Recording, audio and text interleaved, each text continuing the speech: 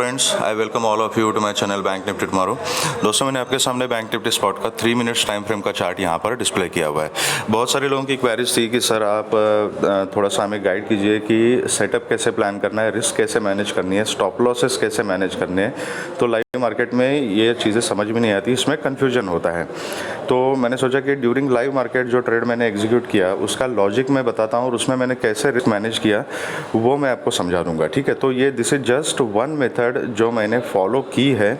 ये कोई स्ट्रैटेजी नहीं है, कोई रिकमेंडेशन नहीं है, ये एक मॉडल है जो मैं खुद फॉलो करता हूँ, मेरे लिए काम करता है। तो इस हिसाब से आप अपना रिस्क मैनेजमेंट, उसके बाद अपना रिस्क रिवॉर्ड रेशो, ये सब चीज़ें अकॉर्डिंगली आप प्लान कर सकते हो। मैं एक लॉजिक आपको समझा रहा हूँ, तो try to understand the logic and मेरा पर्पज़ है कि मैं आपको ये समझाऊँ कि किस तरीके से लाइव मार्केट में हम काम कर सकते हैं। ओके, तो चलिए देखते हैं कि मैंने आज क्या किया है। फर्स्ट ऑफ ऑल, आज का जो बैंक निफ्टी ओपन हुआ था that was win this channel. ठीक है, ये चैनल मैंने यहाँ पे ड्रॉ करके रखा था। तो आपके कल एनालिसिस के वीडियो में आप देख सकते हो, ये चैनल ड्रॉ करके रखा है। तो चैनल के अपर एज के ऊपर बैंक निफ्टी ने ओपनिंग दी थी, यहाँ से एक रिट्रेसमेंट नीचे आ गई। ठीक है, फिर ये कैंडल देख लीजिए, इसमें कितना बाइंग था, फिर ऊपर गई, यहाँ पे सस्टेन नहीं हुई। ठीक है, यहाँ पर समवेयर अराउंड 40,650 के आसपास इसने रिजेक्शन ले लिया, फिर यहाँ से नीचे आ गई। लेकिन अपर एज कौन सा था? चैनल का ऊपर वाला level, and lower edge channel का नीचे वाला लेवल, एंड यहाँ पर एक इम्पॉर्टेंट सपोर्ट है 40,530 का। ठीक है, अब इस 40,530 के लेवल पर कितनी बार सपोर्ट लिया ये देख लीजिए। ये 3 मिनट का टाइम फ्रेम का चार्ट है। ठीक है, क्योंकि मैं अब एक चीज़ तो मुझे समझ में आ चुकी है कि जब तक ऊपर या नीचे बैंक निफ्टी ब्रेकडाउन नहीं करती, ब्रेकआउट नहीं करती, तब तक बैंक निफ्टी इस चैनल में है। तो सबसे पहला मेरा जो सोच विचार होना चाहिए वो क्या होना चाहिए स्ट्रैटेजी के लिए, कि मेरे पास 2 ऑप्शन है। जब तक ये रेंज में है तब तक अगर मुझे काम करना है तो मैं स्कैल्पिंग कर सकता हूँ, और ये रेंज कितनी है? तकरीबन 200 पॉइंट की रेंज है। तो इसमें मैं 50, 60, 70 पॉइंट के लिए मैं स्कैल्पिंग कर सकता हूँ, and then I will wait for the direction कि किसी एक साइड में ब्रेकआउट हो जाए, या तो ऊपर या तो नीचे। ठीक है, तो अभी तक तो मार्केट रेंज बाउंड है, तो रेंज बाउंड के सेटअप के लिए मैं प्रिपेयर्ड हूँ, एंड अकॉर्डिंगली मैंने ट्रेड इनिशिएट किया। अब कैसे किया उसका लॉजिक मैं बताता हूँ आपको। यहाँ पे इसने सपोर्ट ले लिया, उसके बाद ये जो कैंडल है 3 मिनट की, इसको देखिएगा, इसमें बाइंग प्रेशर दिखाई दे रहा है। इसने सपोर्ट कहाँ पे लिया? एग्जैक्टली 530 पे। तो यहाँ पे मैक्सिमम पॉसिबिलिटी है कि इतनी बार इस लेवल का रिस्पेक्ट कर रही है मार्केट, तो यहाँ से फिर ऊपर चली जाएगी। तो यहाँ पर मैं बाय का ट्रेड इनिशिएट कर सकता हूँ। लेकिन गारंटी किसी चीज़ की होती है मार्केट में, किसी चीज़ की नहीं होती। हो सकता है कि इस लेवल को ब्रेक करके मार्केट नीचे की तरफ चला जाए और मेरा स्टॉप लॉस हिट हो जाए। लेकिन उस समय एक कंफर्मेशन मुझे मिलेगी कि ये इंपॉर्टेंट लेवल अगर नीचे की तरफ ब्रेक कर दिया तो और कम से कम 100-150 पॉइंट की रैली मुझे नीचे तक देखने को मिल जाएगी। अगर 530 को उसने ब्रेक किया तो कम से कम 400 तक तो चला जाएगा, 400, 380 के लेवल पे। तो यहाँ पे मैं रिस्क ले सकता हूँ। अगर मेरे डायरेक्शन में चला गया तो अच्छे खासे 100-150 पॉइंट ऊपर की तरफ मिलेंगे, और इसको ब्रेक कर दिया तो मैं इमीडिएटली अपनी पोजीशन जो है वो पुट में कन्वर्ट कर सकता हूं और ऊपर अपना स्टॉप लॉस लगा सकता हूं। ठीक है, तो ये इनिशियल ट्रेड में, फर्स्ट ट्रेड में ये रिस्क तो हमें लेनी पड़ेगी। ठीक है, इसके अलावा और कोई ऑप्शन नहीं है। अब यहाँ पे मैंने रिस्क और स्टॉप लॉस किस तरीके से मैनेज किया, तो जैसे ही यहाँ पे सपोर्ट ले लिया, इस कैंडल के बाइंग प्रेशर पे मैंने डिसाइड किया था कि मैं कॉल के बारे में सोचूंगा। अब दूसरी कैंडल, ये जो ग्रीन कैंडल है, ये ग्रीन कैंडल जैसे ही यहाँ पे ओपन हो गई और नीचे आ गई, फिर से इसने 530, 535 का जो लेवल था उसको टेस्ट किया, यहाँ से बाइंग प्रेशर आ गया और इसके ऊपर जाना शुरू कर दिया। अब जैसे ही प्रीवियस कैंडल का हाई इसने ब्रेक किया, यहाँ पे क्लोजिंग दे दी। ठीक है, इस यहाँ कहीं आसपास लास्ट के 1-1.5 मिनट में आई डिसाइडेड कि यहाँ पे बाइंग प्रेशर बन रहा है, तो मैं यहाँ पे कॉल ले लूँगा, और मैंने यहाँ पे सिर्फ 2 लॉट की क्वांटिटी में ऑर्डर एग्जीक्यूट किया। Okay, only 2 lots. अब यहाँ पे प्राइस क्या था मैं आपको दिखाता हूँ। तो समवेयर अराउंड यहाँ पे इसका जो ओपन जब इसने ब्रेक कर रहा था तो यहाँ पे it is somewhere around 40,575। Okay, अब इस केस में मेरा जो इनिशियल स्टॉप लॉस था वो कहाँ पे था? इस कैंडल का लो। अब ये कैंडल क्या है 537, मतलब तकरीबन 40 पॉइंट्स का इंडेक्स में मेरा ये स्टॉप लॉस हो गया। तो अगर मैं एटीएम प्राइस में काम करता हूँ तो एटीएम प्राइस में मेरा जो स्टॉप लॉस बन गया समवेयर क्लोज टू 20, ठीक है, 20-22 पॉइंट का मेरा स्टॉप लॉस हो गया। ओके, वो स्टॉप लॉस मैंने यहाँ पे प्लेस कर दिया एंड यहाँ पे ऑर्डर इनिशिएट कर दिया।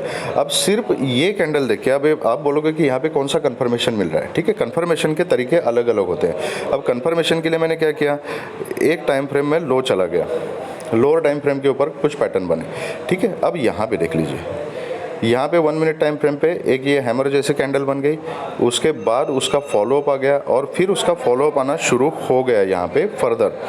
तो मतलब प्रोबेबिलिटी ये है कि ये ऊपर की तरफ चला जाएगा। तो ये देखिए, ये कैंडल का जो क्लोजिंग था सेकंड कैंडल का, इस क्लोजिंग के ऊपर जैसे प्राइस जाने लगा वहाँ पे कंफर्मेशन हो गया कि अभी यहाँ पे पैटर्न ऊपर की तरफ जा रहा है। तो यहाँ पे मैंने ऑर्डर इनिशिएट किया था, ठीक है। ओके, अब इसी चार्ट के ऊपर मैं आपको समझाता हूँ ताकि अच्छे से समझ में आ जाएगा। यहाँ पे ऑर्डर इनिशिएट करने के बाद जब ये ऊपर जाना शुरू हो गया यहाँ पे, तो मेरा इनिशियल टारगेट क्या था, ये लेवल, क्योंकि ये मैंने मार्क करके रखा हुआ है, that is 40,656, this was the first target. अब इसके ऊपर सस्टेन हुआ नहीं, 670 तक ये चला गया और वहाँ से एक रिट्रेसमेंट आ गई, ठीक है। अब मार्केट जब ऊपर जाएगी तो किसी पैटर्न में चली जाएगी, हायर हाई हायर लो करते, ओके। तो I was waiting for the retracement, मेरा स्टॉप लॉस अभी भी यहीं पर है।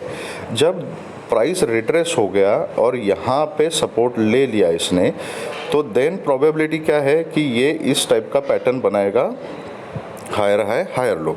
तो मैंने यहाँ पे रिस्क ले लिया और यहाँ पे क्या किया मैंने, जैसे ही ये कैंडल क्लोज हो गई, इसके ऊपर फॉलोअप आना शुरू हो गया, तो यहाँ पे मैंने क्वांटिटी ऐड की।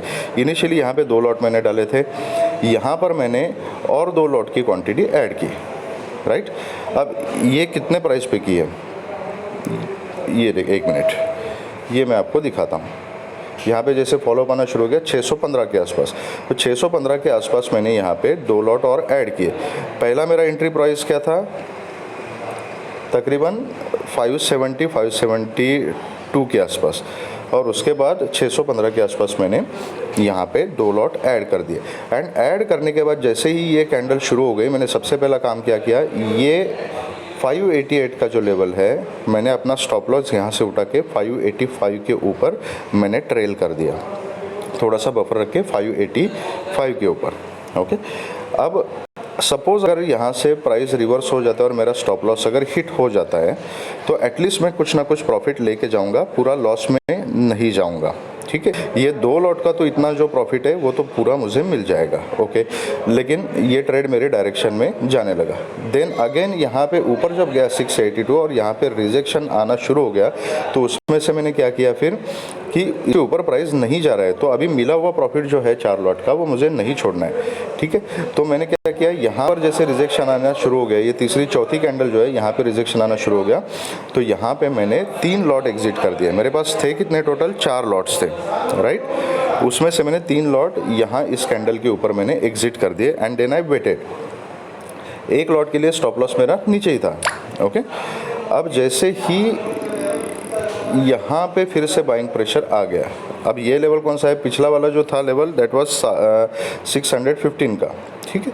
अब यहाँ जो लो लगाया वो 613, सॉरी ये 588 का था एंड ये 615 का था। मतलब ये अभी कंफर्म हो रहा है मुझे कि पैटर्न इस तरीके से बन रहा है। तो दोबारा मैंने क्या किया यहाँ पे कि प्रोबेबिलिटी अभी ऊपर जाने की ज़्यादा हो रही है, फिर से मैंने यहाँ पे रिस्क ले लिया। जैसे यहाँ से बाइंग प्रेशर आ गया तो मैंने यहाँ पर और 4 लॉट ऐड कर दिए, ठीक है। 3 मैंने यहाँ पे एग्जिट किए थे, 1 मेरा अभी भी ट्रेड में है और 4 लॉट मैंने यहाँ पे ऐड किए। फिर प्राइस ऊपर जाना इसने शुरू कर दिया, ठीक है। अब यहाँ से जैसे ये 1 2 कैंडल 3 कैंडल कंसोलिडेट हो गई और इसका हाई जैसे ब्रेक किया, मैंने और 2 लॉट इसमें ऐड कर दिए 666 के लेवल पे, ठीक है। टोटल मेरे पास हो गए कितने लॉट, अभी 7 लॉट्स हो गए, राइट। और 666 के लेवल से ये प्राइस कहाँ तक गया, तकरीबन 700, 699.35 मतलब 700 पकड़ लीजिए, 700 तक ये चला गया।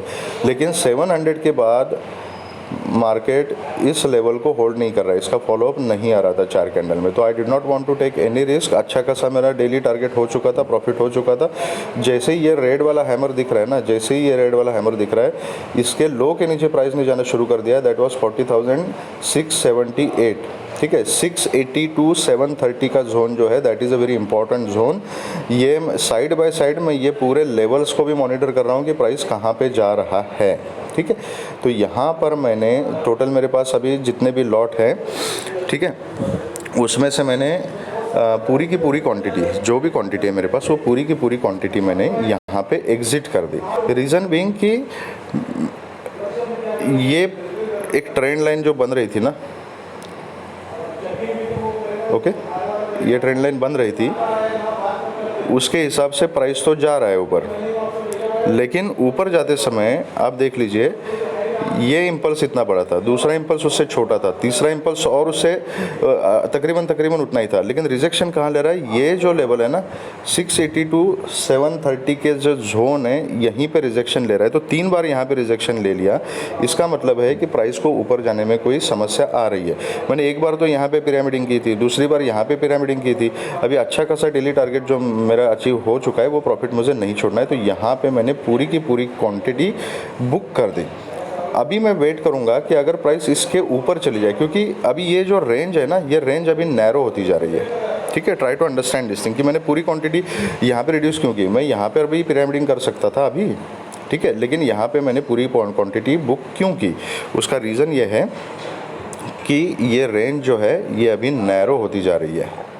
अगर यहाँ से सपोर्ट भी लिया तो एक कंटिन्यूस मोमेंटम तभी बनेगा जब ये 720 730 के ऊपर ब्रेकआउट करेगा। तो now my next move is कि मैं ब्रेकआउट के लिए वेट करूँगा, और इसके ऊपर अगर ब्रेकआउट आ जाता है तब मैं नेक्स्ट किसी स्ट्राइक प्राइस में क्वांटिटी एंटर करूँगा, ट्रेड में एंट्री कर लूँगा और ऊपर के टारगेट्स के लिए फिर मैं बैठ जाऊँगा। But this is how I captured the points from 530 का लेवल टिल 780 लेवल। ठीक है, तो रेंज बाउंड मार्केट में हम इस तरीके से काम कर सकते हैं। अभी यहाँ पे मेरा रिस्क रिवॉर्ड रेशियो कितना था, इनिशियल जो रिस्क लिया था मैंने आपको बताया कि ऑप्शन में मेरा रिस्क था 20 पॉइंट्स का, फ्यूचर स्पॉट के चार्ट के हिसाब से देखोगे तो 40 पॉइंट्स का मैंने इसमें स्टॉप लॉस लगाया था। मुझे टारगेट कितना मिला, 530 से लेके 700 का, मतलब ऑलमोस्ट 170 पॉइंट्स का मुझे यहाँ पर टारगेट अचीव हो गया। तो ऑलमोस्ट 1:4 का मेरा रिस्क रिवॉर्ड रेशियो यहाँ पे अचीव हो गया। तो मुझे बात बताइए कि यहाँ पर अभी फिर से क्वांटिटी में ऐड करूँ, ये ऊपर जाएगा नीचे जाएगा, यहाँ पे मुझे प्ले करने की ज़रूरत है? नहीं ज़रूरत है। हम जो रिटेलर्स है वो गलती करते हैं, यही गलती करते हैं कि एक बार यहाँ पे टारगेट अचीव हो गया तो यहाँ पे एग्जिट करना है हमें। We have to be satisfied with whatever we have got. हम वो नहीं करते। जैसे यहाँ पे मैंने अप्लाई किया, जैसे यहाँ पे अप्लाई किया, अभी तीसरी बार मैं यहीं पे वही चीज़ करने की अगर कोशिश करूँगा तो फिर वो गलत टाइप की एवरेजिंग है। एवरेजिंग करके मेरे डायरेक्शन में प्राइस चला गया, मैंने यहाँ पे प्रॉफिट बुक किया। ठीक है, तो रिस्क रिवॉर्ड रेशियो 1:3 का टारगेट था, 1:4 अचीव हो गया, एक बार भी स्टॉप लॉस हिट नहीं हुआ, एंड रेंज बाउंड मार्केट में भी आई कुड सिक्योर मेरे ऑलमोस्ट 170 पॉइंट्स।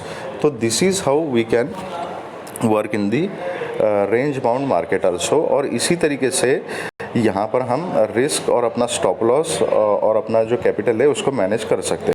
अब सपोज़ मेरा पूरा का पूरा कैपेबिलिटी जो है, आज मेरा प्लान था कि 10 लॉट में मैं मैक्सिमम काम करूँगा, मैंने काम किया 5 6 7 लॉट में।